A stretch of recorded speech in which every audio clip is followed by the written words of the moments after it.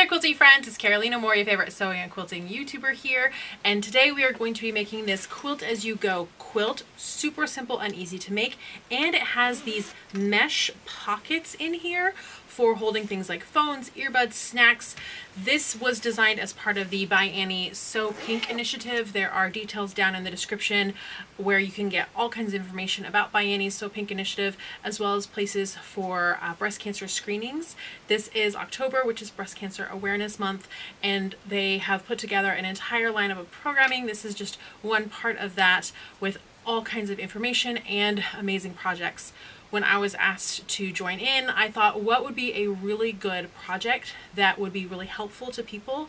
And as quilters, we love to give quilts, comfort quilts, to people who are going through any kind of illness, chemo, things like that. And a quilt is a great way to snuggle and feel comfortable. But by adding these mesh pockets, this has been made super handy. Anyone who's ever suffered from chemo fog or lost all of their things in their seats when they're like falling asleep or undergoing treatments, having these mesh pockets means that you can see exactly what's in the pockets and you have a place to store all your little necessities. This quilt has two pockets right at the perfect like lap pocket height, and they zip close to keep all of those belongings secure. Plus, it is a really gorgeous and really snuggly, comfy quilt. So, you want to learn how to make this? Let's get started.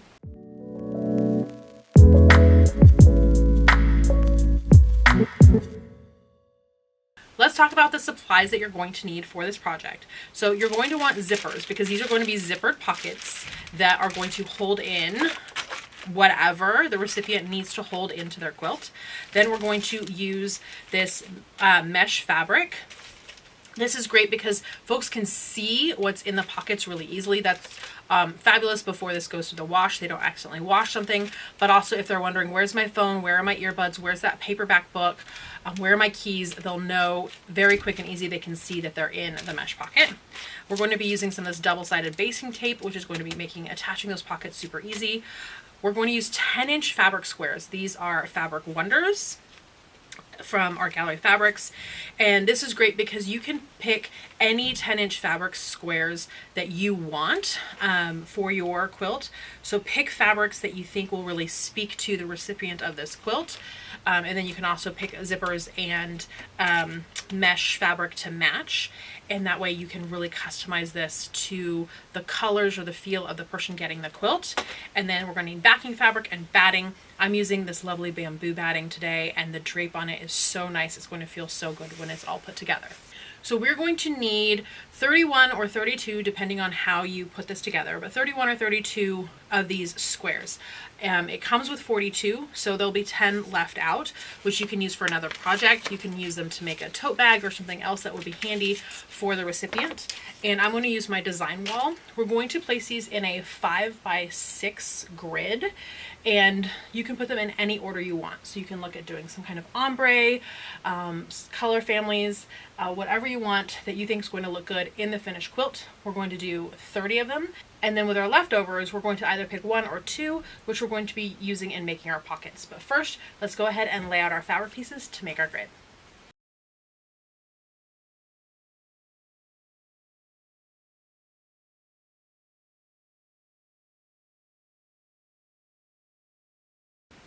Okay, we have everything laid out. If you don't have a nice big design wall like this, you can lay it out on a bed, you can lay it out on the floor, you can lay it out on a table.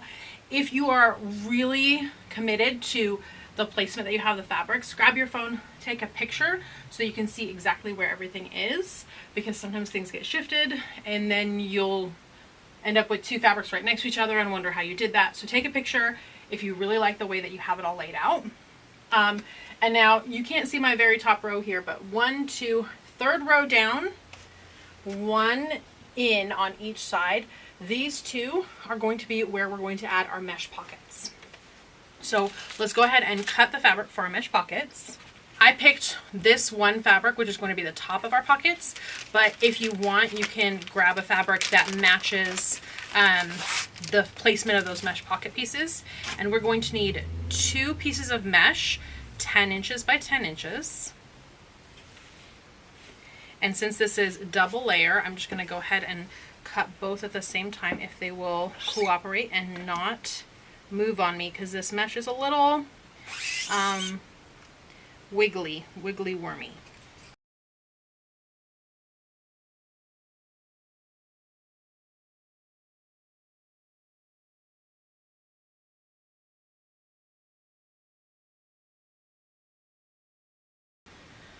Okay, we have our 2 pieces of mesh. Now we're going to take our 10-inch square here and we are going to cut it in half. And then cut each half in half again. Now we're going to grab our zipper. And these zipper pulls and this zipper come separate. So we're going to cut ourselves a good 12 or 13-inch piece of this zipper. It's more than we need, and I always love to have more than I need rather than less. Yes, you can cut these zippers with your rotary cutter or your scissors because these are not metal teeth, these are nylon teeth, so you can just cut them with your regular sewing tools. If you're worried about using your rotary cutter or your scissors on something that's not fabric, grab your non-fabric scissors, your crafty scissors, and use those. There are multiple ways to add your zipper pulls to your zipper pieces. I like using the zipper jig. It just makes it easier. There's a fork method. There's all kinds of methods out there. Use what works for you. So we're just going to pop our zipper into the zipper jig. Now you can turn your zipper jig around if it helps you to look down on it this way, whatever direction works for you. I find that one side and then the other is what works best for me. Some people can just pull both sides through because they're fancy like that. And then you attach the zipper. Now because I attached it one side and then the other side, I end up having this bubble here. Go ahead and just work that out with the zipper. And that will mean that the zipper is not completely sealed and that you have a zipper on one end. That's fine. This is why I cut them longer, so that I don't have to worry about matching up those ends. Now let's do the same with the second zipper, make our second zipper. We're going to start by adding our mesh to our zipper. So lay your mesh on top of your zipper so the entire zipper is covered. And don't worry that your zipper pull is out on the end here. That's totally fine. We're totally okay with it at this point. And now the mesh is difficult to pin, so instead we're going to use some clips.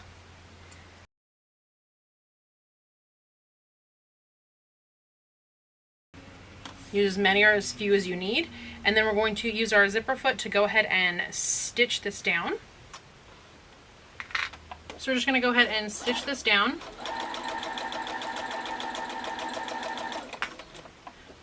Moving our clips as we go.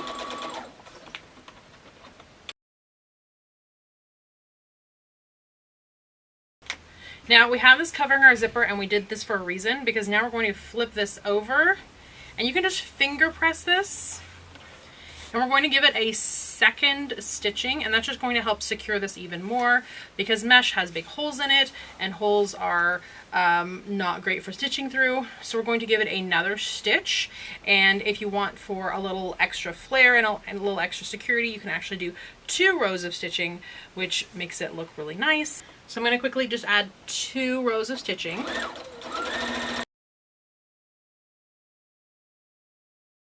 We have the bottom of our pocket on, but we want to add the top of the pocket. So we're going to use these 2 pieces of fabric, one right side up. Place your pocket on top, and you're going to line up the edges of this fabric with the edges of the mesh. Just like that. And then you're going to take your top piece and put it on top. And I'm using the cut sides of each of these strips because they're nice and straight versus the zigzag cut pieces that came from the factory. And you can pin this, or since we already have our clips out, just go ahead and clip it. Making sure that all 3 layers, the top fabric, the bottom fabric, and that zipper in the middle is sandwiched right in. Now that it's clipped, we're going to stitch it at the sewing machine just like we did before.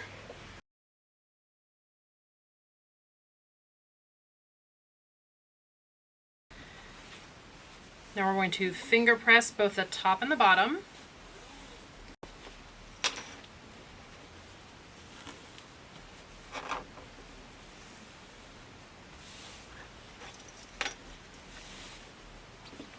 And we're going to give this a top stitch. If you want to have this match the bottom, you can do your top stitch 2 rows, but I'm just going to go ahead and do 1. Our pocket is complete. We want to attach it to the quilt block that we're going to use. So these kind of middle ones on each side, it's 3 down and 1 in. Go ahead and place your pocket on top of your 10-inch square, and you'll immediately notice that your square is smaller than your pocket. We did that on purpose because we'd rather have a pocket that's too big that we can cut down rather than a square that's too big and now the pocket isn't going to fit on there right. Because all of these edges of our pocket are going to get tucked into the quilt and into the seam allowances of the quilt. So we're going to use our basting tape because that's going to be the easiest way to baste on our pocket.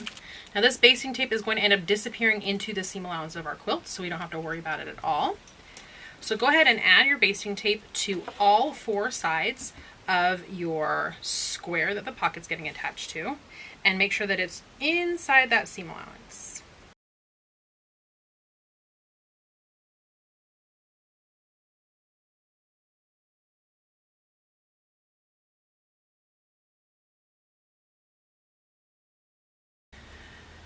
Okay, we have our basting tape on all 4 sides, and now we get to peel off that backing paper, or I guess that top paper, to expose the other sticky side. And now to make sure that we're not going to get everything sticky up against itself as we go ahead and take one side, and you can figure out how much of the top you want to show and how much of the bottom. To reduce the amount of bulk in the seam allowance, I want to make sure that I have this zipper, the edge of the zipper is well inside the seam allowance, so I don't also have that zipper bulk in the seam allowance.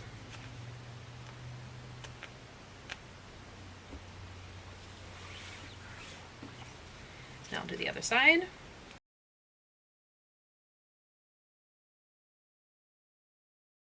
There we go, and now I can do the bottom and the top.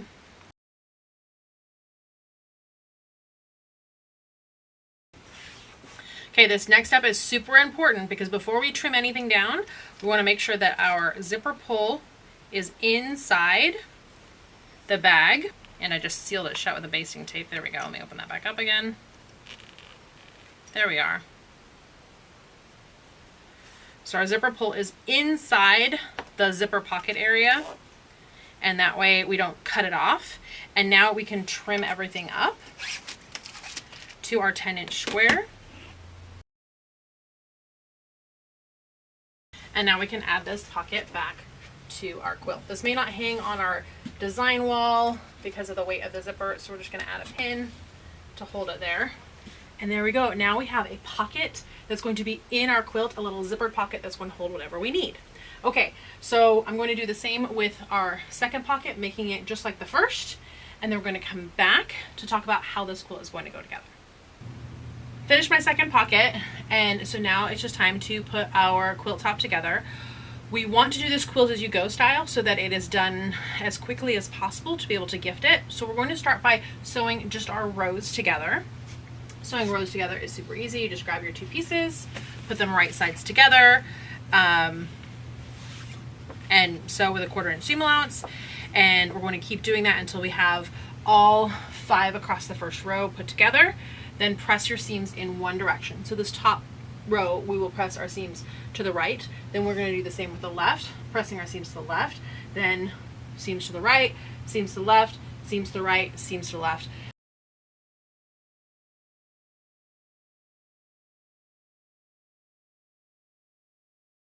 When you get to this 3rd row, it does have these pockets, and you're going to sew them the exact same way. You just want to be a little careful as you sew over these teeth. Like we said before, those teeth are nylon. They're not metal, so you can sew right over them, but you want to go slow because it is extra bulk on the machine. But we're going to sew this row together just like we sewed the other rows together. We may want to press both these seams out to spread out that bulk, because trying to get that zipper bulk back onto itself is really just going to add way too much bulk into our quilt. So you'll press this one different, but other than that, this is going to come together just like all the other rows are coming together.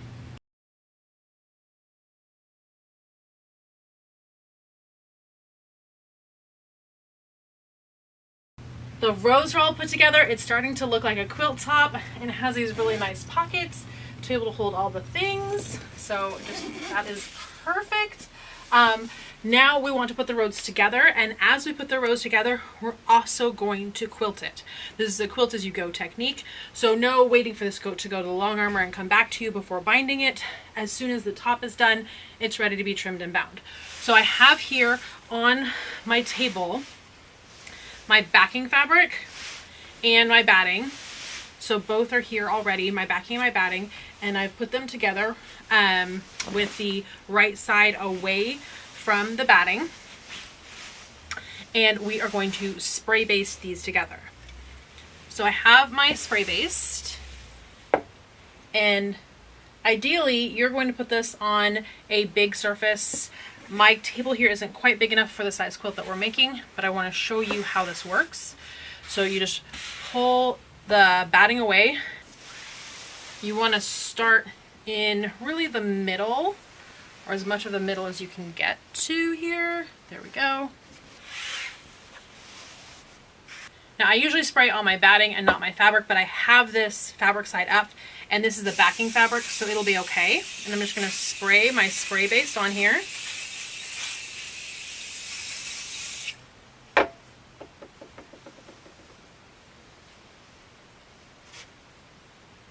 Then put my batting on, and from the center out, just gently smooth it in place, and then pat it down so that the batting really sticks.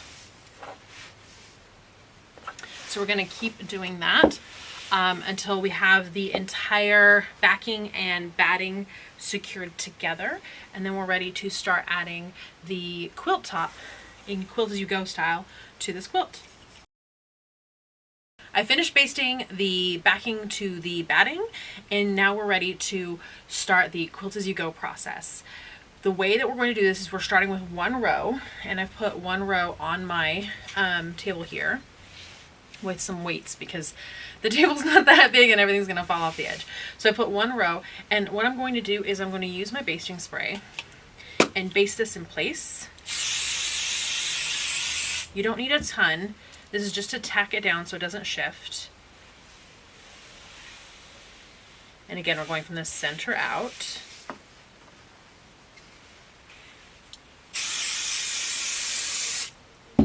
So this is our very top row. And now we're going to grab our second row, which is this one right here. And they were falling from the weight, so I had a couple pins here. So I'm going to go ahead and add this second row. So I'm going to put this second row right on top, and then I'm going to take these seams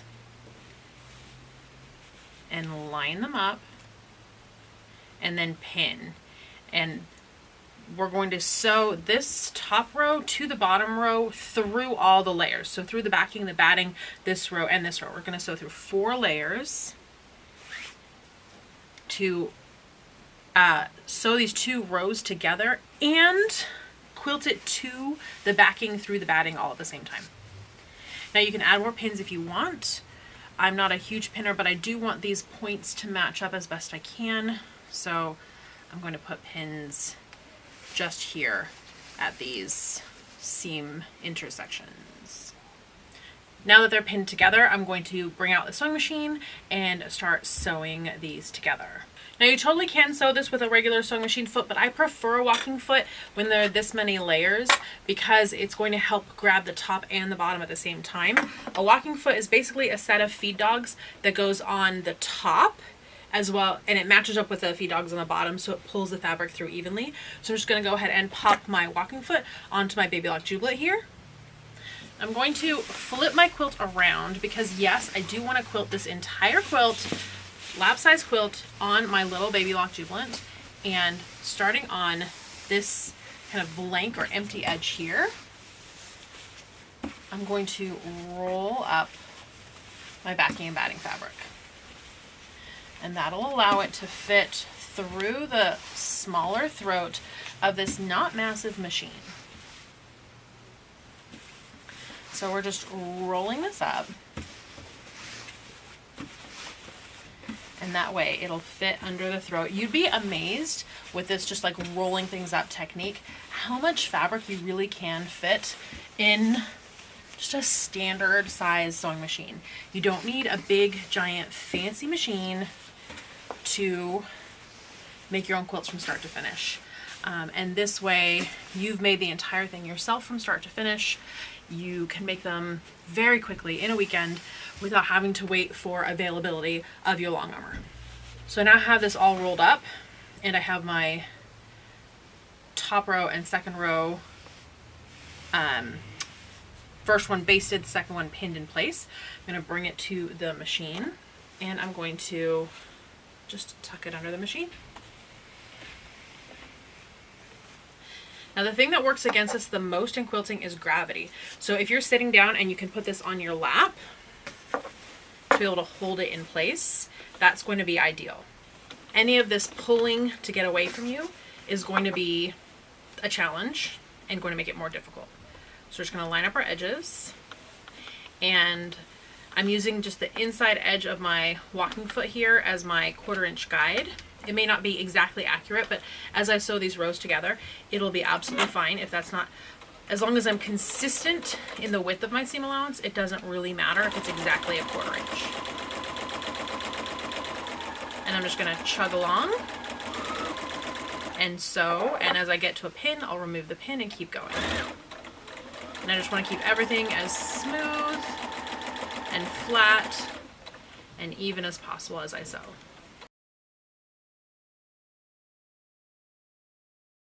Okay, those first 2 rows are sewn together. So I'm going to open this up a little bit. And we can open up our rows and take a peek. Doesn't that look so good? Oh, I'm loving the way it looks already. Now, if you want, you can go ahead and add a little bit of spray basting here, or you can add a couple pins. Either or both are fine. My batting is a little bit sticky, and your batting should be a little bit sticky, so I actually think this will be okay without basting or pins, but you make that decision based on how it's looking for you. Now, how much quilting you need to add depends on your batting. So the package of your batting will say how many inches between stitches, and this package of batting said maximum 8 inches between stitches. Now 10-inch squares are obviously 10 inches. Once you take off the 1/4 inch seams, there's 9.5 inches. So if I only quilt exactly where these rows are, where I'm sewing the rows together, then I will have 9.5 inches, which is 1.5 inches more than 8 inches. Depending on the use of a quilt, that might be okay, but this is a comfort quilt. This is a quilt that is made to be used, which also means it's made to be washed. So we want it to be more durable than 9.5 inches between stitches. So I'm going to add 2 extra rows of quilting on this, and you can do this however you want. So you can use a ruler and mark to put your lines exactly in the middle, or you can just kind of go freeform. You can do 1 line right in the middle. You can do just a couple as you go, and this will do just with our walking foot. I think I want mine pretty close to in the middle, so I'm going to go ahead and grab my ruler and my hero marker to mark that so that I can get my lines pretty close to in the middle, exactly where I want them.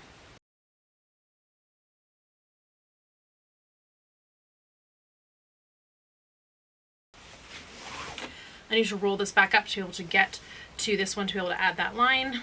And then I'm going to add this line.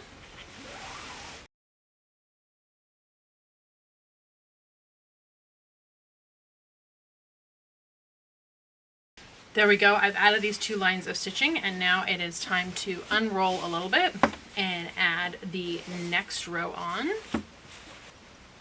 I find it's always best to put the row on the way it's supposed to look when it's on, and then flip it over, and that way also we can make sure that our pockets are in the right spots. Now you want to make sure that your zipper pull isn't sticking up here, because if it is, then you could end up with your needle catching that zipper pull, so we definitely don't want that. So even if you want to pin it, whatever you need to do to make sure that it's in the down position. And again, we're going to add some pins and pin at our corners to try to get those points to line up as best we can, and we're pinning through all the layers. All right, I have this pinned on. I'm gonna go ahead and stitch this row on. So we've added this strip with our fabulous pockets, but there is this middle line here, and if I sew this all the way across, I'm actually gonna cut the size of my pocket in half, and I definitely don't wanna do that. So what we're going to do is we're going to quilt around these pockets. So we're gonna quilt down and then here. So it's gonna add some reinforcement on the side of our pocket, and then we'll start up on the next one, quilt up, across and down. And then on this last block, we're gonna quilt up and across, and that will quilt all the blank pieces and leave the pockets alone.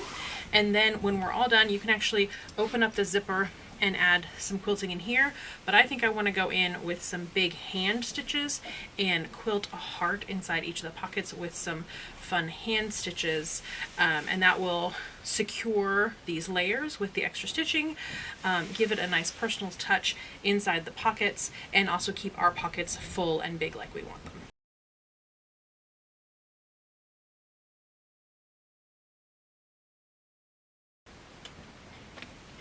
When you get to the end here, you can leave it because there will be another line of stitching right across, or you can go ahead and do a little bit of back and forth to be able to lock those stitches in place, and that'll just give it some extra security.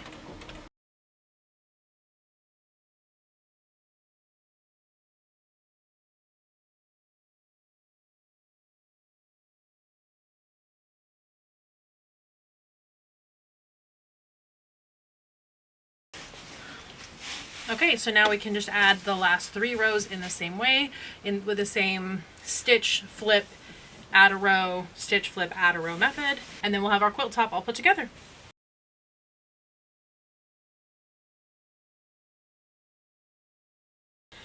The quilt is quilted, and you can add more quilting if you want. So if you want vertical lines of quilting, you can add those, and then just do the same thing where you go around the pockets. You don't want to go through the pockets because then your zipper is only going to open halfway, and you're going to lose half your pocket. So we don't want to do that.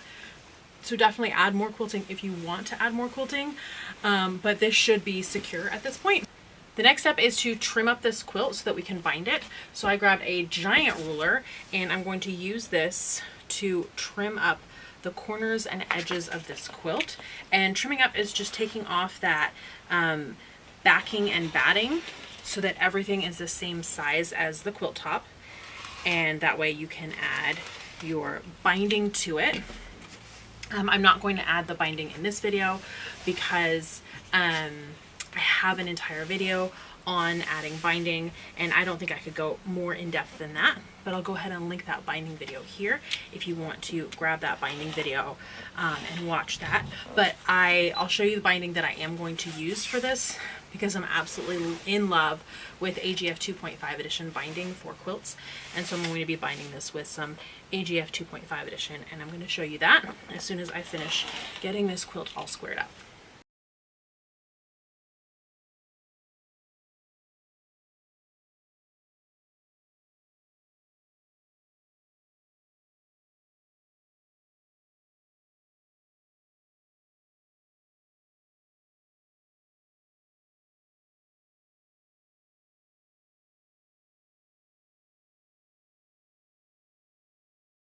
For binding, I'm going to use this AGF 2.5 edition that I think goes fabulously with this quilt.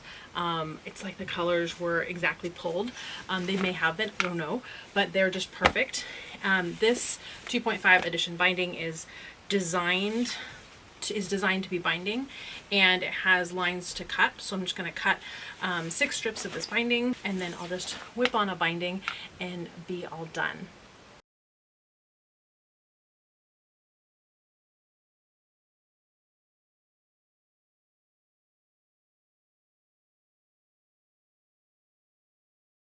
All right, friends, our quilt is all done. It is completely bound using this AGF 2.5 edition. The zippered pockets are in here, and I even added a label on the corner that has the information. You can obviously include who your quilt is for, any messages of hope, and by using a corner label like this, you can also include any kind of little trinket or good luck charm and stitch this up before giving it to your recipient. Now, a couple things before this is gifted. Because we did use spray-based, you do want to wash this before gifting it. That washing it will take out any of the chemicals of the spray-based. Anyone already undergoing treatments probably doesn't want those extra chemicals. So, wash it. That'll take out the spray based. It'll double check to make sure that there aren't any holes or gaps or areas where you didn't sew. You'll be able to find those after it's washed much easier than right now. And also it'll give the quilt that really snuggly crinkle, which is lovely for gifting the quilt, but also the first time that the recipient washes this quilt, they won't all of a sudden have this crinkly quilt that didn't crinkle before and think, oh my goodness, I ruined this quilt, and be embarrassed to tell you. So go ahead and give the quilt a wash in the washer before packaging it up and giving this comfort quilt to whoever in your life could really use a comfy, snuggly quilt that also has the handy pockets to be able to hold everything that they need for wherever this quilt takes them. Alright friends, that's it for today. If you enjoyed this video, please give it a thumbs up. Make sure you're subscribed to this channel.